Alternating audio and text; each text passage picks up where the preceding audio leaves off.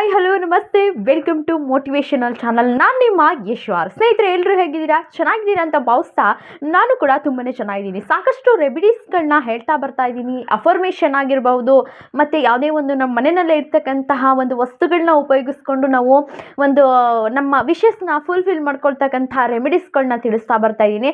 So ಇವತ್ತಿನ ವಿಶೇಷ ಸಂಚಿಕೆ ಏನಂತ ಅಂದರೆ, ನಮ್ಮ ವಿಶ್ನ ಫುಲ್ಫಿಲ್ ಮಾಡ್ಕೊಳ್ಳೋದಕ್ಕೋಸ್ಕರ ನಮ್ಮ ಬಲಗಾಲಿನ ಪಾದದ ಕೆಳಗಡೆ ಒಂದು ನಮ್ಮ ವಿಶನ್ನ ಬರ್ಕೊಂಡ್ರೆ ಯಾವ ರೀತಿ ನಮ್ಮ ವಿಶ್ ಫುಲ್ಫಿಲ್ ಆಗುತ್ತೆ ಅನ್ನೋದ್ರ ಬಗ್ಗೆ ಇವತ್ತಿನ ವಿಡಿಯೋದಲ್ಲಿ ಚರ್ಚಿಸ್ತಾ ಹೋಗೋಣ. ಅದಕ್ಕಿಂತ ಮುಂಚಿತವಾಗಿ ನನ್ನ ಚಾನಲ್ನ ಇನ್ನು ಯಾರೆಲ್ಲ ಸಬ್ಸ್ಕ್ರೈಬ್ ಆಗದೆ ವಿಡಿಯೋ ನೋಡ್ತಿದ್ದೀರಾ, ದಯವಿಟ್ಟು ಸಬ್ಸ್ಕ್ರೈಬ್ ಮಾಡ್ಕೊಂಡು ವಿಡಿಯೋ ನೋಡಿ. ಹಾಗೆ ನಿಮ್ಮ ಆತ್ಮೀಯರೆಲ್ಲರಿಗೂ ಕೂಡ ನನ್ನ ಈ ಒಂದು ಚಾನಲ್ನ ಶೇರ್ ಮಾಡಿ ಸಬ್ಸ್ಕ್ರೈಬ್ ಮಾಡ್ಕೊಳ್ಳಿ ಅಂತ ಹೇಳ್ತಾ ಲೆಟ್ಸ್ ಗೆಟ್ ಸ್ಟಾರ್ಟ್.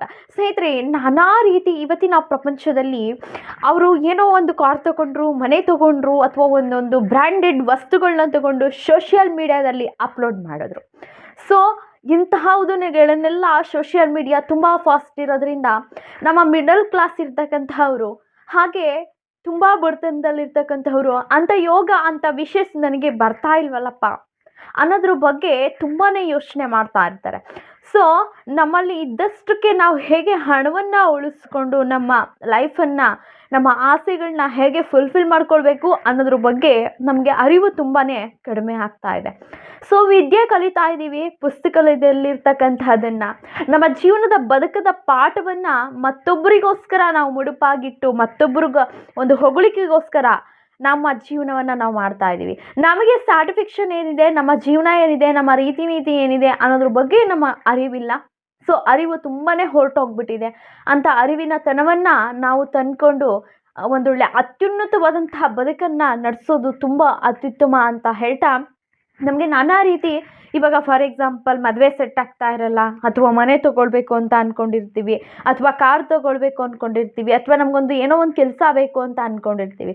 ಸೊ ನಮ್ಮ ವಿಶಸ್ ಫುಲ್ಫಿಲ್ ಆಗಬೇಕು ಅಂತ ಅಂದರೆ ನಾನು ಇವತ್ತೊಂದು ಒಳ್ಳೆ ಸೂಪರ್ ಆಗಿರ್ತಕ್ಕಂಥ ಒಂದು ಅಫರ್ಮೇಷನ್ ಅಂತಲೇ ಹೇಳ್ಬೋದು. ಇದನ್ನು ಚರ್ಚಿಸ್ತಾ ಹೋಗೋಣ.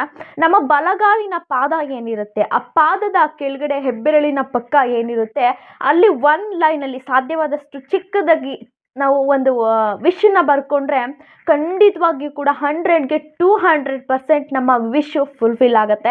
ನಮ್ಮ ಬಲಗಾಲಿನ ಒಂದು ಇದು ಕಾಲು ತೋರಿಸ್ಲಿಕ್ಕಾಗಲ್ಲ, ಇವಾಗ ಇದು ಬಲಗಾಲ ಅಂತ ತಿಳ್ಕೊಳ್ಳಿ. ಸೊ ಇಲ್ಲಿ ಪಾದದ ಕೆಳಗಡೆ, ಬೆರಳಿನ ಕೆಳಗಡೆ ಇರುತ್ತಲ್ಲ, ಅಲ್ಲಿ ನಮ್ಮ ವಿಶನ್ನು ನಾವು ಬರ್ಕೊಳ್ಬೇಕಾಗತ್ತೆ. ಫಾರ್ ಎಕ್ಸಾಂಪಲ್ ಇದನ್ನು ನಾವು ಯಾವಾಗ ಮಾಡಬೇಕು ಅಂತ ಅಂದರೆ, ಯಾವ ದಿನನಾದರೂ ಬೇಕಾದರೂ ಮಾಡ್ಬೋದು, ಯಾವ ಟೈಮಿಂಗ್ಸಲ್ಲಾದರೂ ಮಾಡ್ಬೋದು. ಆದರೆ ನಾವು ಮಾಡ್ತಕ್ಕಂಥದ್ದು ನಮ್ಮ ವಿಶ್ ಒಂದೇ ಆಗಿರಬೇಕು, ಕ್ಲಿಯರ್ ಆಗಿರಬೇಕು. ನಮ್ಮ ವಿಶ್ ಏನಂತ, ನಾನು ಕಾರ್ನು ತೊಗೋಬೇಕು, ಮನೆಯೂ ತೊಗೋಬೇಕು, ಎರಡೆರಡು ವಿಶ್ ಆಗಿರಬಾರ್ದು. ಈ ವಿಶ್ ನಿಮ್ಮದು ಒಂದು ಫುಲ್ಫಿಲ್ ಆದಮೇಲೆ ತದನಂತರ ಒಂದು 4-5 ದಿನ ಬ್ರೇಕ್ ಕೊಟ್ಟು ನೆಕ್ಸ್ಟು ಅದನ್ನು ಇನ್ನೊಂದು ವಿಶನ್ನು ನೀವು ಬರ್ಕೊಳ್ಬೇಕಾಗತ್ತೆ. ಸೊ ನಿಮಗೇನಾದರೂ ಒಂದು ಜಾಬ್ ಬೇಕಾಗಿರುತ್ತೆ, ಅದನ್ನು ರೆಡ್ ಇಂಕಲ್ಲಿ, ರೆಡ್ ಪೆನ್ನಲ್ಲಿ ಅಥವಾ ರೆಡ್ ಸ್ಕೆಚ್ ಪೆನ್ನಲ್ಲಿ ನೀವು ಬರಿಬೇಕಾಗತ್ತೆ. ಬಲಗಾಲಿನ ಒಂದು ಪಾದದ ಕೆಳಗಡೆ ನಿಮಗೆ ಒಂದು ಕೆಲಸ ಬೇಕಿರುತ್ತೆ. ಏನು ಕೆಲಸ ಅಂತ ಪರ್ಟಿಕ್ಯುಲರಾಗಿ ಕೆಲವರು ಗೊತ್ತಿರುತ್ತೆ. ಆ ಕೆಲಸವನ್ನು ನಿಮಗೆ, ನನಗಿಂಥ ಕೆಲಸ ಸಿಕ್ಕಿದೆ, ಆಲ್ರೆಡಿ ಆಗಿದೆ ಅನ್ನೋ ರೀತಿ, ನನಗೆ ಕೆಲಸ ಜಾಬ್ ನನಗೆ ಸಿಕ್ಕಿದೆ ಅನ್ನೋ ರೀತಿ ಬರಿಬೇಕಾಗುತ್ತೆ. ಸೆಕೆಂಡ್ ಒನ್, ಏನಾದರೂ ನನಗೆ ಕಾರ್, ಅದೇನಾದರೂ ನನಗೆ ಇಂಥ ಬ್ರ್ಯಾಂಡ್ ಕಾರ್ ದೊರಕಿದ್ದಕ್ಕೆ ಥ್ಯಾಂಕ್ ಯು, ಇಷ್ಟು. ಅಥವಾ ನನಗೇನಾದರೂ ಮದುವೆ ಸೆಟ್ ಆಗಬೇಕಾಗಿದೆ, ಮ್ಯಾರೇಜ್, ಅಥವಾ ಅವ್ರದ್ದೇನಾದರೂ ಹೆಸರು ಗೊತ್ತಿದ್ದರೆ, ಇಂಥವ್ರ ಜೊತೆ ನನಗೆ ಮದುವೆ ಆಗಿದೆ. ನೆಕ್ಸ್ಟು ಯಾರಾದರೂ ಒಂದು ನಿಮಗೆ ಹಣ ವಾಪಸ್ ಕೊಡ್ತಾ ಇರಲ್ಲ, ಅವ್ರ ಹೆಸರು ಗೊತ್ತಿದ್ರೆ, ನನಗೆ ಇಷ್ಟು ಹಣ ವಾಪಸ್ ಬಂದಿದೆ. ನೆಕ್ಸ್ಟು ಏನಾದರೂ ನಿಮಗೆ ಕೇಸ್ ಗೆಲ್ಲೋದಾಗಿರ್ಬೋದು, ಅಥವಾ ಯಾರಾದರೂ ನಿಮ್ಮ ಸಂಬಂಧಿಕರು ಅಥವಾ ಒಂದು ರಿಲೇಷನ್ಶಿಪ್ಪಲ್ಲಿ ಮಾತು ಬಿಟ್ಟಿರ್ತಾರೆ, ಇಂಥವ್ರು ನನಗೆ ಒಂದು ಕಾಲ್ ಮಾಡಿದ್ದಾರೆ ಅಥವಾ ಮೆಸೇಜ್ ಮಾಡಿದ್ದಾರೆ, ನಾನು ಇಂಥದ್ದೊಂದು ಕೇಸ್ ಗೆದ್ದಿದ್ದೇನೆ, ಈ ರೀತಿ ಗೆದ್ದಿದ್ದೇನೆ, ಥ್ಯಾಂಕ್ ಯು ಏನು ಬೇಡ, ನಿಮಗೆ ಯಾವ ವಿಶ್, ನಾನು ಇಂಥ ಕಾರನ್ನು ತಗೊಂಡಿದ್ದೇನೆ, ಈ ರೀತಿ ನಿಮಗೆ ಆಲ್ರೆಡಿ ಆಗಿದೆ ಅನ್ನೋ ವಿಜುವಲೇಷನಲ್ಲಿ ನಿಮ್ಮ ಬಲಗಾಲಿನ ಪಾದದ ಕೆಳಗಡೆ ರೆಡ್ ಪೆನ್ನಿನಲ್ಲಿ ನೀವು ಜಾಸ್ತಿ ಉದ್ದ ಬರೆಯೋಕ್ಕಾಗಲ್ಲ. ಸೊ ಹಾಗಾಗಿ ಬಲಗಾಲಿನ ಪಾದದ ಕೆಳಗಡೆ ರೆಡ್ ಪೆನ್ನಿನಲ್ಲಿ ನನಗೆ ಕಾರ್ ಸಿಕ್ಕಿದೆ, ಅಥವಾ ನನಗೆ ಇಂಥವ್ರು ಹಣ ವಾಪಸ್ ಕೊಟ್ಟಿದ್ದಾರೆ, ಈ ರೀತಿ ನೀವು ಬರೆದು ಬಿಟ್ಟು ನೆಕ್ಸ್ಟು ವೆರಿ ಇಂಪಾರ್ಟೆಂಟು, ಅದನ್ನು ನೀವು ವಿಜುವಲೇಷನ್ ಮಾಡ್ಕೊಳ್ಬೇಕಾಗತ್ತೆ. ಯೂನಿವರ್ಸ್ಗೆ ಥ್ಯಾಂಕ್ ಯು ಹೇಳಬೇಕಾಗುತ್ತೆ. ಇಂಥದ್ದೊಂದನ್ನು ನನ್ನ ವಿಶ್ನ ಫುಲ್ಫಿಲ್ ಮಾಡಿದ್ದಕ್ಕೆ ವಿಶ್ವಕ್ಕೆ, ಯೂನಿವರ್ಸ್ಗೆ ತುಂಬ ಹೃದಯದ ಧನ್ಯವಾದಗಳು. ನೀವು ಇವಾಗ ಒಂದು ಬ್ರ್ಯಾಂಡ್ ಕಾರ್ ತೊಗೋಬೇಕು ಅಂತ ಅಂದ್ಕೊಂಡಿರ್ತೀರ. ಆ ಕಾರು ಸಿಕ್ಕಿದಾಗ ನಿಮ್ಗೆ ಎಷ್ಟು ಖುಷಿ ಇರುತ್ತೆ ಆ್ಯಂಡ್ ಎಷ್ಟು ಆನಂದ ಪಡ್ತಾ ಇರ್ತೀರಾ, ಅಷ್ಟು ಆನಂದನ ನಿಮ್ಮಲ್ಲಿ ಆಲ್ರೆಡಿ ಆಗಿದೆ ಅನ್ನೋ ವಿಜುವಲೇಷನಲ್ಲಿ ನೀವು ಖುಷಿನ ವ್ಯಕ್ತಪಡಿಸಿ ಭಗವಂತನಿಗೆ ಅಥವಾ ಯೂನಿವರ್ಸ್ಗೆ ನೀವು ಥ್ಯಾಂಕ್ಫುಲ್ನ ಹೇಳಬೇಕಾಗತ್ತೆ. ಇದಾದ ನಂತರ ಇನ್ನೊಂದನ್ನು ಮಾಡಲಿಲ್ಲ ಅಂತ ಅಂದರೆ ಅದು ಫುಲ್ಫಿಲ್ ಆಗಲ್ಲ. ಸೊ ಅದು ಬರೋದ ನಂತರ ಯೂನಿವರ್ಸ್ಗೆ ಥ್ಯಾಂಕ್ ಯು ಹೇಳಿದ ನಂತರ ನಿಮ್ಮ ಬಲಗಾಲನ್ನು ಕೆಳಗಡೆ 11 ಬಾರಿ ತಟ್ಟಬೇಕಾಗುತ್ತೆ. ನೆಲಕ್ಕೆ ಹೀಗೆ ಡಬ್ ಡಬ್ ಅಂತ ಹೇಳಿ 11 ಬಾರಿ ಬಲಗಾಲನ್ನು ಕೆಳಗಡೆ ತಟ್ಟಬೇಕಾಗತ್ತೆ. ಅದು ಯೂನಿವರ್ಸ್ಗೆ ತಲುಪ್ತಕ್ಕಂತಹ ಒಂದು ಸೂಚನೆಯಾಗಿದೆ.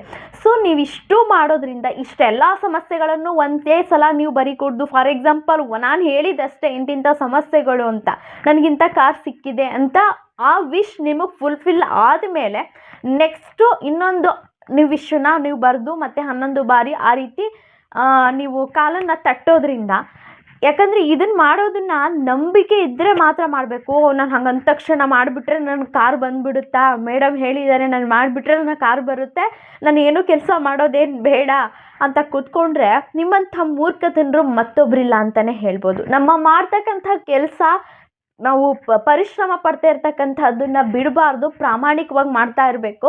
ಕೆಲವೊಂದು ಸಲ ಯಾವುದ್ಯಾವುದೋ ಒಂದು ಕಣ್ಣು ಕೆಟ್ಟ ಆಗಿರ್ಬೋದು, ಅಥವಾ ನಾವು ಏನೇ ಮಾಡಬೇಕು, ಎಷ್ಟೇ ದುಡಿದ್ರೂ ಏನು ಮಾಡಿದ್ರು ನಮ್ಗೆ ಅದು ತಗೊಳ್ಲಿಕ್ಕೆ ಆಗ್ತಿಲ್ಲ, ವಿಶ್ ಫುಲ್ಫಿಲ್ ಆಗ್ತಿಲ್ಲ ಅಂದಾಗ ಇಂಥವುಗಳನ್ನೆಲ್ಲ ಮಾಡಿದಾಗ ವಿಶ್ ಫುಲ್ಫಿಲ್ ಮಾಡ್ಕೊಳ್ಳೋದಕ್ಕೆ ದಾರಿ ಆಗುತ್ತೆ. ನಾವೇನೋ ಕೆಲಸನೇ ಮಾಡದೆ ನಾವು ಕೆಲವೊಂದಷ್ಟು ರೆಮಿಡೀಸ್ಗಳನ್ನ ಹೇಳ್ತೀನಿ, ಅದು ಮಾಡ್ತಾ ಬಂದುಬಿಟ್ರೆ ಆಗೋಗ್ಬಿಡುತ್ತೆ ಅಂತಲ್ಲ. ಸೊ ಅದೊಂದು ಪರಿಹಾರ, ಸೊಲ್ಯೂಷನ್ಸ್, ಅದು ನಾವು ಎಲ್ಲಿಗೆ ಹೋಗೋಕ್ಕೆ ದಾರಿ, ನಮಗೆ ಅಡ್ಡ ಬಂದಿರತಕ್ಕಂಥ ದಾರಿಗಳನ್ನೆಲ್ಲ ಹೊಡೆದೋಡಿಸ್ತಕ್ಕಂಥ ಒಂದು ಸೊಲ್ಯೂಷನ್ಸ್. ಸೊ ಇದಿಷ್ಟಾಗಿತ್ತು ಇವತ್ತಿನ ಎಪಿಸೋಡ್. ನಿಮಗಿಷ್ಟ ಆಗಿದ್ರೆ ದಯವಿಟ್ಟು ಲೈಕ್, ಕಮೆಂಟ್ ಮಾಡಿ, ಶೇರ್ ಮಾಡಿ.